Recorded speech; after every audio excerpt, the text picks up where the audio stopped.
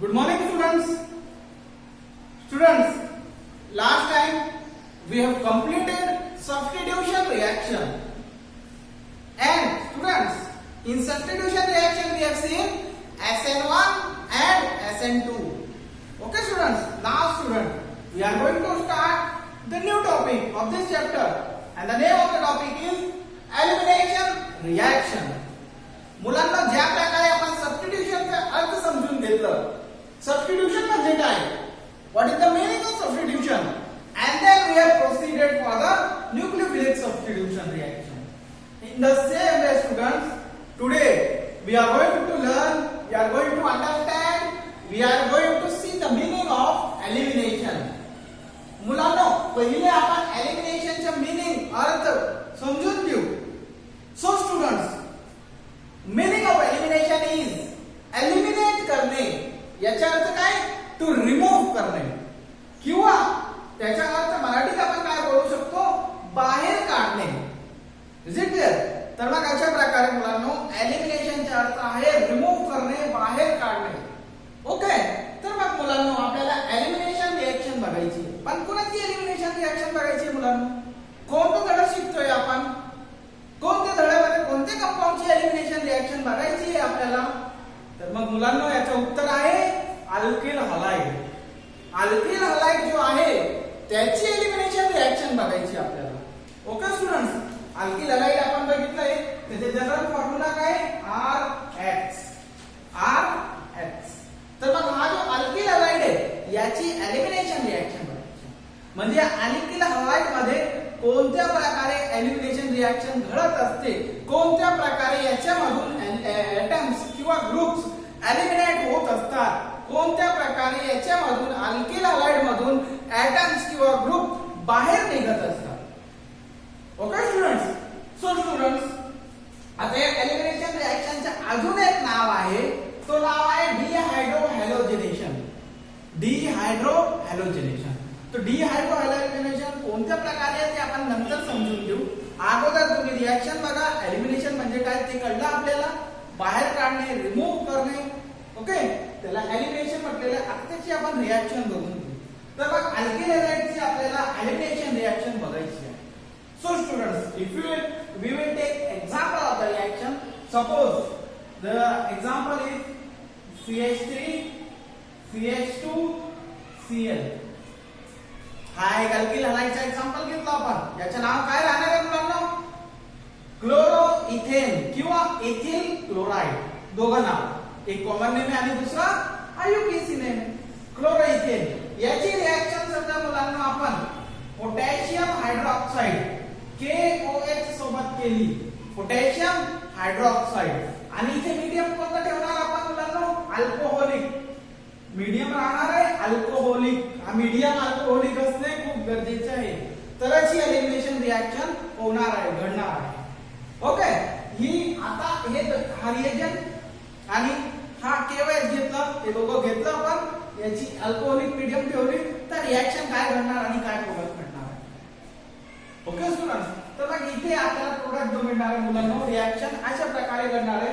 आता तुम्हाला समजण्यासाठी, ओके, तुम्हाला सोपं करण्यासाठी काय करू आपण, इथे जे CH3 आहे तो मी असं लिहितो CH2 आणि एक हायड्रोजन इथे लिहितो. ओके, आणि दुसरा इथे जो क्लोरीन आहे, या कार्बनला जो जोडलेला क्लोरीन आहे तो मी इथे खाली लिहितो. ओके स्टुडंट, हे फक्त तुम्हाला समजण्यासाठी आपण त्याला सिम्प्लिफाय करून घेतलेलं आहे, सोपं करून घेतलेलं. आता याच्यामध्ये KOH तुम्हाला अगोदर मी सांगितलेलं आहे मुलांना, इथे K काय, मेटल आहे, याच्यावर कोणता चार्ज राहणार आहे, पॉझिटिव्ह चार्ज राहणार आहे. AOH याच्यावर नेगेटिव्ह चार्ज. म्हणजे जो OH आहे मुलांना, हा OH नेगेटिव्ह चार्ज हा हायड्रोजनला अट्रॅक्ट करणार, आणि हा जो कार्बन आणि हायड्रोजनचा जो बॉन्ड आहे, हा बॉन्ड इथे जाऊन डबल बॉन्ड तयार करणार. त्याच्यानंतर इथे जो K आहे याच्यावर प्लस साइन आहे. ओके, आणि हा इलेक्ट्रोनेगेटिव्ह एलिमेंट आहे क्लोरीन, तो मग हा काय करणार, या बॉन्डचे इलेक्ट्रॉन घेऊन या K सोबत बॉन्ड तयार करणार. अशा प्रकारे मुलांना आपल्याला प्रोडक्ट काय मिळणार आहे, CH2, हा CH2, इथे एक बॉन्ड पहिले होता, हा एक बॉन्ड तयार झाला नवीन, म्हणजे इथे डबल बॉन्ड, त्याच्यानंतर परत काय CH2. ओके स्टुडंट्स, अशा प्रकारे हा कंपाऊंड मिळणार आहे आपल्याला CH2 डबल बॉन्ड CH2. मुलांना हा काय CH2 डबल बॉन्ड CH2, याचं नाव काय इथिन. इथिन. ओके, याच्या सोबत दुसरा काय राहणार आहे प्लस H आणि OH म्हणजे काय H2O प्लस अजून काय राहणार आहे K आणि Cl म्हणजे काय KCl. हे साइड प्रोडक्ट्स आहेत.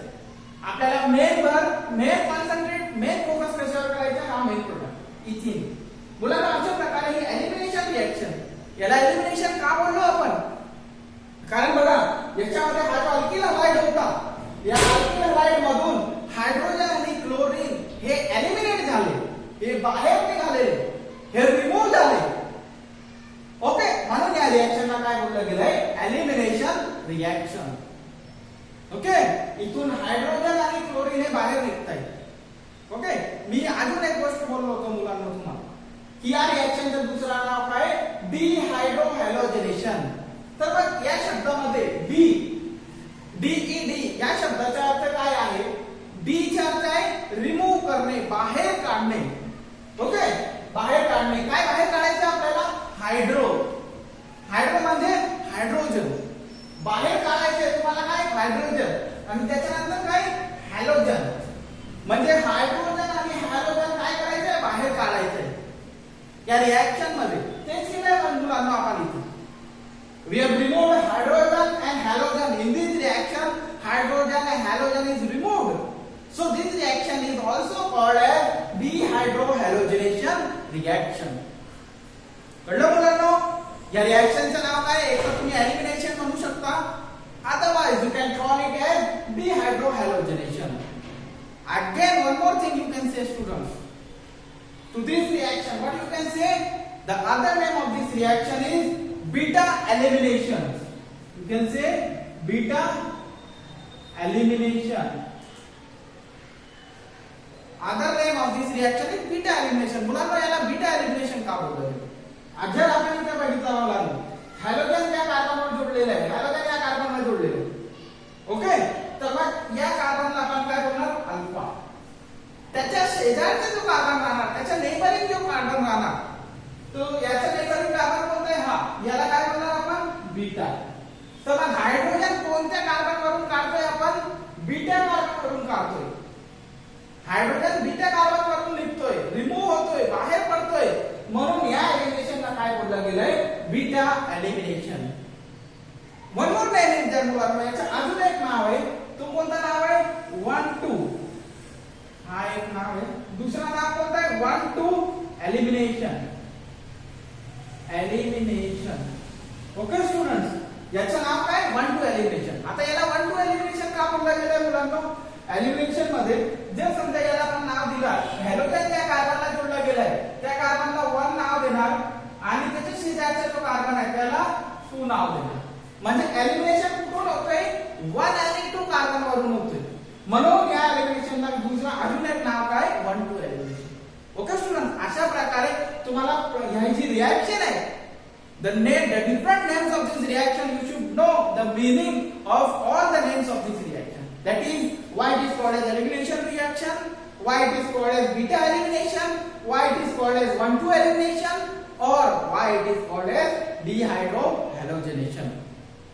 Okay students, तर इथे काय होत असतं मुलांनो, जेव्हा अल्किल हलाइडची रिएक्शन आपण पोटॅशियम हायड्रोक्साइड सोबत करतो in alcoholic medium, then there is removal of hydrogen halide and the reaction is completed and we get unsaturated hydrocarbon. And this reaction is called as elimination reaction or dehydrohalogenation. Okay students, तर मग ही reaction होते. आता मुलांनो, आपण या रिएक्शनच्या आधारावर अनेक example solve करू शकतो. अनेक एक्झाम्पल. इथे जो अल्किल हलाइड आपण घेतलेला आहे, या अल्किल हलाइड मध्ये किती कार्बन आहेत, 2 carbons are there in this alkyl halide. But this was just an example. Instead of this example, we can take any other alkyl halide in which the number of carbon atoms may differ from 2 to many carbon atoms, from state change to branching carbon atoms. Okay, so here we can change the alkyl halide and the reaction will proceed in the same way, in the same manner. called as the elimination reaction. Now students, suppose we change this substrate, we change this alkyl halide.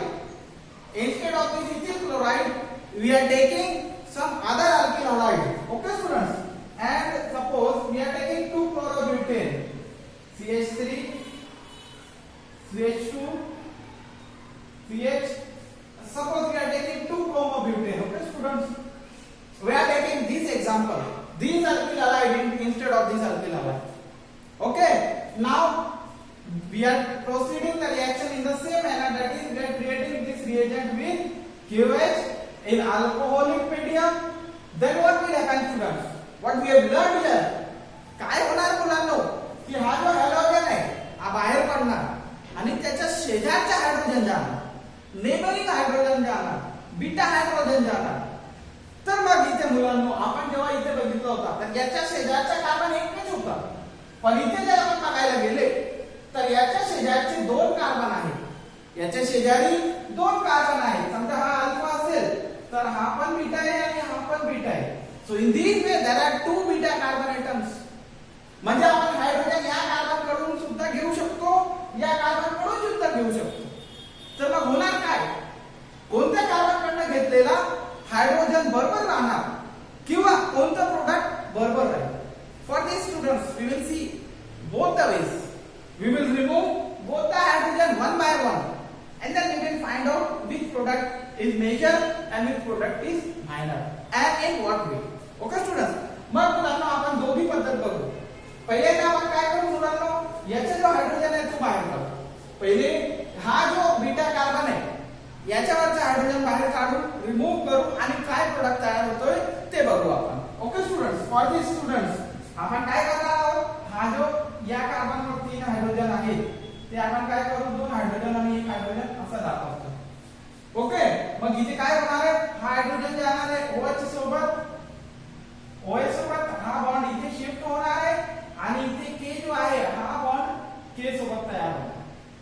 Okay, तर मग in this way students the product will be CH3, हा CH3 जसं की तसा, त्याच्या शेजारी CH2 and then इथे CH आहे, हा जो बॉन्ड आहे सिंगल बॉन्ड पहिला तसा पहिल्याच्या आणि दुसरा नवीन बॉन्ड तयार झालेला आहे.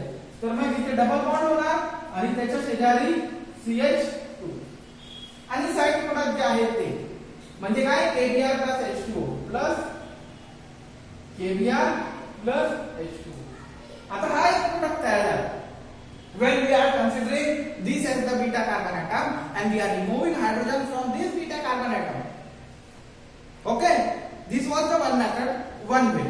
In the other method what will happen, second time what we are going to do, we are going to consider this carbon as the beta carbon atom and we are going to remove the hydrogen from this carbon atom.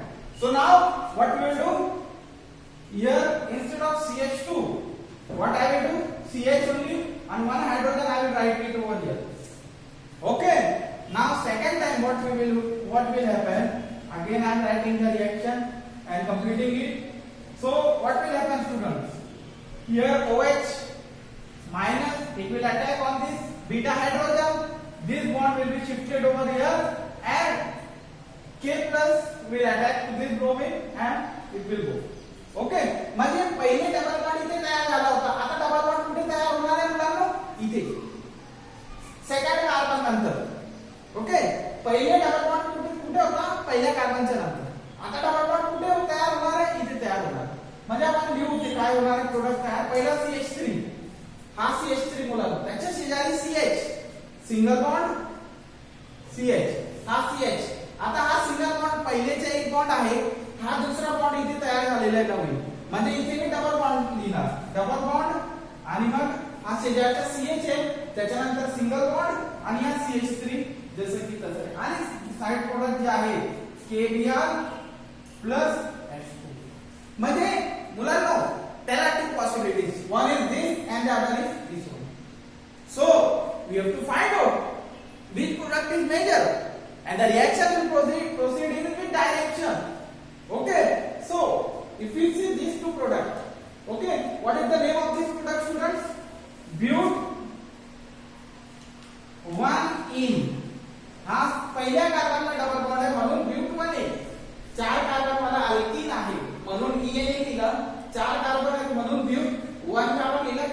Carbon पहिल्या कार्बनला double bond.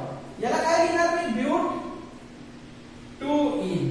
आता या दोघांमध्ये major कोणता आहे मुलांना? Which product is major? तर मग याच्यासाठी याच्यावर एक सायंटिस्ट नाही, एक संशोधक नाही, एक रिसर्चरने काम केलेलं आहे आणि त्याचं नाव आहे सेटझेड. आणि त्याच्या नावाने याला ओळखला जातो. त्याने एक कानून तयार केला. त्याच्या कामावरून त्याने थेसिस लिहिली, थिअरी लिहिली आणि त्याने जे लिहिलेलं आहे, त्याने जे काम केलेलं आहे त्या कामाला त्याच्या नावाने ओळखला जातो. आणि काय म्हटलं जातो? सेटझेड रूल. एक कानून बनवला त्याने, रूल बनवला आणि त्याला काय म्हटलं गेलंय? सेटझेड रूल. त्याच्या नावाने ओळखलं गेलं.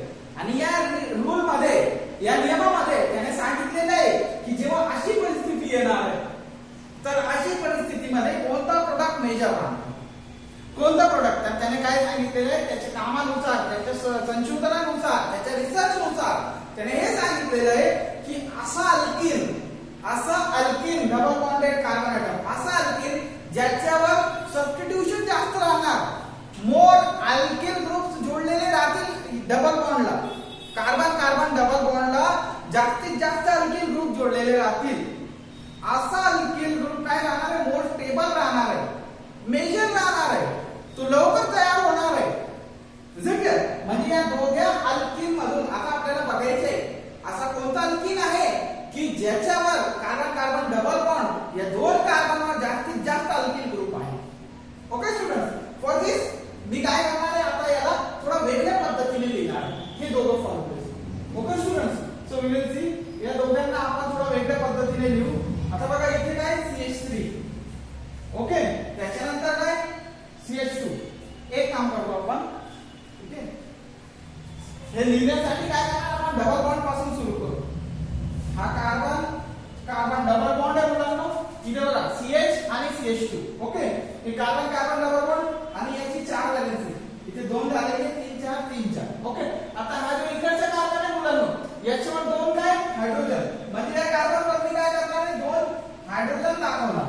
आता या कार्बन वर काय एक हायड्रोजन आहे, हा म्हणजे इथे हायड्रोजन दाखवला आणि दुसरा काय आहे? हा पूर्ण ग्रुप आहे. हा ग्रुप कितीचे मुलांनो? C2H5, 2 कार्बन आणि 5 हायड्रोजन, म्हणजे इथे काय लिहिणार मी? C2H5. ओके स्टुडंट्स, हा जो फॉर्म्युला आहे ब्यूट 1ene आहे, अशा पद्धतीने आपण लिहिलं. ओके, कारण आपल्याला सेटझेड रूल नुसार कोणता बरोबर आहे ते शिकायचं, त्याच्यासाठी आपण काय करतोय? वेगळ्या पद्धतीने लिहितो. आता हा जो ब्यूट 2ene आहे, मी इथे काढता इथे लिहितो. तो कसं येईल ते बघू आपण. अगोदर काय करणार मुलांनो? First we will write this carbon carbon double bond. Okay, carbon carbon double bond इथे लिहून घेऊ आपण की तो कसा राहणार आहे. इथे कार्बन आणि कार्बन डबल बॉन्ड याची 4 व्हॅलेन्स. ओके, आता या कार्बनवर काय आहे? एक हायड्रोजन आणि एक CH3, म्हणजे मी इथे एक हायड्रोजन लिहिलं आणि एक CH3. आता या कार्बनवर काय? एक हायड्रोजन आणि एक CH3, एक हायड्रोजन आणि एक CH3.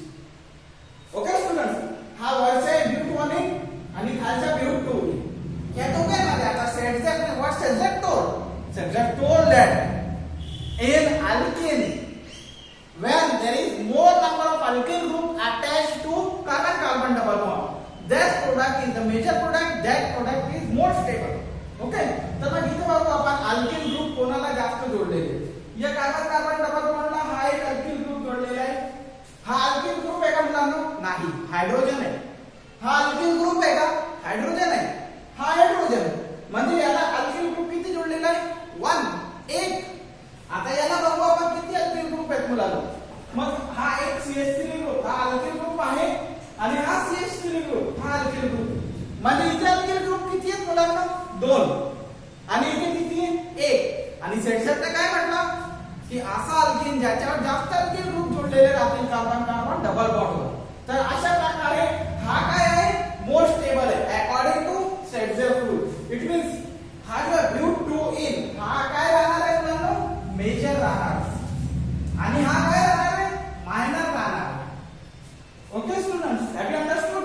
एलिमिनेशन रिएक्शन आणि या एलिमिनेशन रिएक्शन मध्ये सेटझेड रूल म्हणजे असा अल्किन ज्याच्यावर alkyl group carbon carbon double बॉन्डेडला जास्त अल्किल ग्रुप जोडलेले राहतील तो स्टेबल राहणार. त्याच्या वाक्य इथे बघू आपण. In म्हणजे हायड्रोजन आणि हॅलोजन काढताना इंडिहायड्रो हॅलोजनेशन रिएक्शन द प्रिफर्ड प्रोडक्ट म्हणजे या दोघांमध्ये कोणता जास्त तयार होणार preferred product is that alkene असा अल्किन जास्त राहणार असा अल्किन मेजर राहणार which has greater number of alkyl group ज्याच्यामध्ये अल्किल ग्रुप जास्त राहतील हे अल्किल ग्रुप आपण बघितला 1 आणि 2 which has greater number of alkyl group attach to double bonded carbon atom या कार्बन कार्बन डबल बॉन्डला जास्तीत जास्त अल्किल ग्रुप ज्याला जोडलेले राहतील ओके तर मग मुलांना ही एलिमिनेशन रिएक्शन होती सेटझॅप रूल होता आणि या रूल नुसार कोणत्या प्रोडक्ट मेजर राहणार आपण ते बघितलं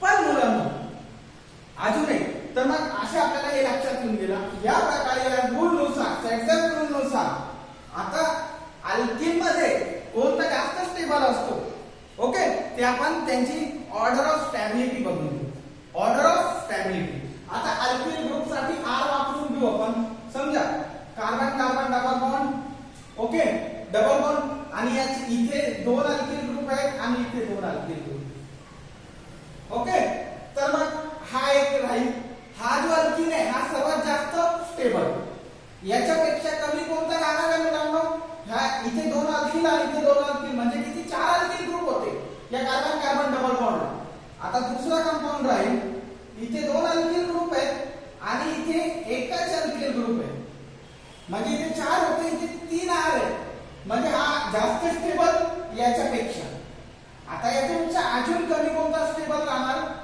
तर मग इथे 3 घेतलाय आपण 3 पेक्षा आता काय होणार आहे 2 होणार म्हणजे R2C डबल बॉन्ड C आणि इथे H इथे 4 अल्किल ग्रुप होते इथे 3 आहेत इथे किती आले 2 याच्यापेक्षा अजून कमी कोणता राहणार आहे तर R CH double bond CHR याच्यावरती 2 आहेत पण इथे 2 एकच कार्बनला होते इथे 2 दोघं वेगवेगळे कार्बन याच्यापेक्षा कमी कोणता राहणार R CH double bond CH म्हणजे एक अल्किल ग्रुप ओके अशा प्रकारे ऑर्डर ऑफ स्टॅबिलिटी आहे हा जास्त स्टेबल अल्किन आहे जिथे 4 अल्किल ग्रुप जोडलेले आहेत कार्बन कार्बन डबल बॉन्डला याच्यापेक्षा कमी स्टेबल हा आहे इथे 3 अल्किल ग्रुप आहेत याच्यापेक्षा कमी हा आहे इथे 2 अल्किल ग्रुप आहेत याच्यापेक्षा कमी आहे याच्यापेक्षा कमी आहे in this way this was the order of stability of alkene according to the Setzner rule okay students clear thank you